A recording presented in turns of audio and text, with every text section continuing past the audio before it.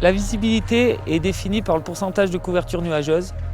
Donc soit elle est bonne, il n'y a pas de nuages, soit elle est mauvaise, il y a 50% de nuages à 100% de nuages, soit elle est nulle et là il n'y a que des nuages. Et après on a quelques petits cas particuliers, le jour blanc, le brouillard, mais qui font partie du nul aussi.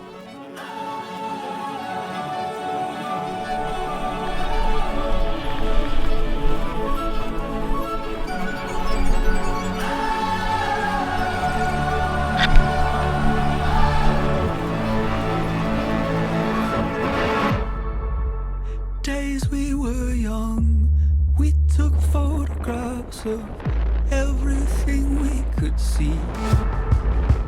We knew we were impervious. Lorsque la visibilité est très mauvaise, on commence à avoir plus de crainte et de se poser peut-être plus de doutes. Et lorsqu'elle est nulle, et ben là on avance carrément à tâtons ou carrément on n'hésite pas à faire demi-tour.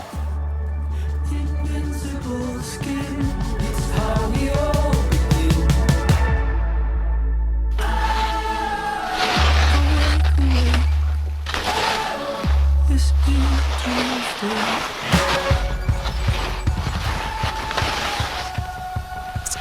Pourquoi c'est important pour nous la visibilité? C'est déjà pour prendre du plaisir. Dans nos décisions, quand on a une bonne visibilité, c'est quand même plus facile de trouver son chemin. C'est plus facile de prendre des décisions, d'aller aux endroits où on veut aller, de faire des bons points de regroupement. Et aussi, quand la visibilité est nulle, ça peut être, les conséquences peuvent être vraiment différentes. C'est-à-dire skier dans le brouillard ou dans le mauvais temps, la moindre erreur ou le moindre accident peut avoir des conséquences bien plus importantes. Voilà, ça sera meilleur là. Hein?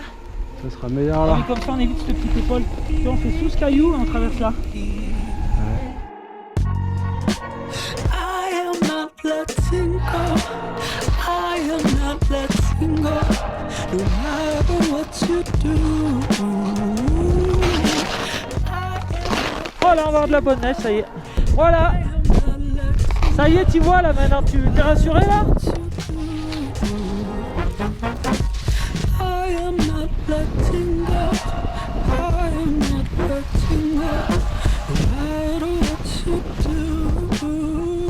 Le point important de cette couverture nuageuse sur la neige, c'est que quand la visibilité est nulle, donc que la couverture nuageuse est de 100%, le rayonnement de la neige va taper dans ces nuages et revient, et ça fait comme un aller-retour qui fait que la neige se dame et on va vers du grain fin, donc on va vers quelque chose de plus compact.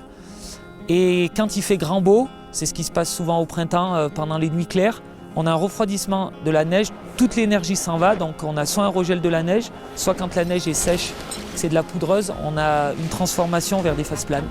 Ce qui fait qu'on arrive facilement à lire le millefeuille en fonction de grandes belles journées ou d'une longue période de mauvais temps, comme on a eu pendant les tempêtes, qui font plutôt des manteaux relativement plus compacts.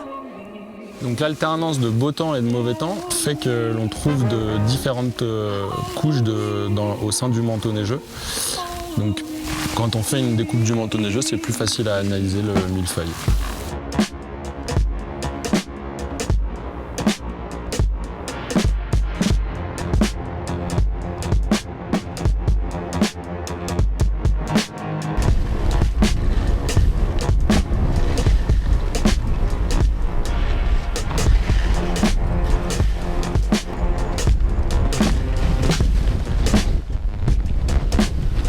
I can play the fool you need.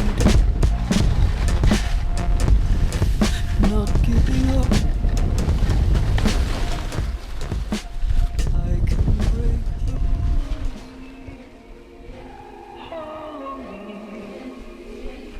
Follow me.